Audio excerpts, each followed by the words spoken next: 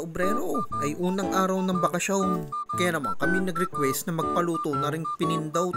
Kung malamang ang iba sasabihin ano gayang pinindot na iyan. Diniyo sa Lipa Batangas ang tawag ho diyan ay pinindot. Pero sa iba ang tawag ay ginataang bilo-bilo, pinaltok. Pero iisa lang iyan. Pero alam nyo ga, sa totoong buhay, niluluto lang yung pinindot pag may okasyon, pag may birthdayhan, pag garning mahal na araw, at pag may bulungan o pamamanhikan.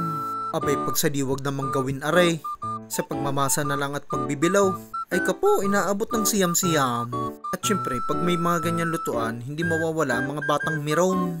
Ko kakikyut naman eh. Enjoy na enjoy ang mga yan sa panunood at gusto matutong magluto ay ayos. At diningay tuloy-tuloy lang ang paghahalo. Bawal tigil at baka magkadikit-dikit. Aantay mo nga lang yung bumulak bago mo ihulog ang gata. Ko ay walan Diyo. Tingin pa lang ay nakakatakam na eh. At nang aring ay bulak na ay ihuhulog na ang gata.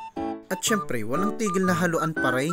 Nakakangalay at nakakapagod man ang pagmemekos-mekos. Abay, matatapos din iyan. Koy, ang mga batang are, klaseng inipna't gutom na, ay antay-antay laan mga tutot nine at malapit na maluto ang ating pinindot. Are nga ang isa sa mga paborito na minatamis ng mga Batanggenyo. Abay, basta't may handaan, present na present iyan. At naku po, iyan din ang isa sa mga paboritong balutin ng mga Sharon yan. Ay ayos!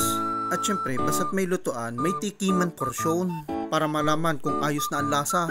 At rin na nga, nakimekos-mekos na rin ako. Abay, kakahiya rin naman. Baka maparami ng kain eh, hindi naman ako nakatulong ng paghahalaw. Kinainaman. Ay ari nga, ay pwedeng-pwede ng hanguin.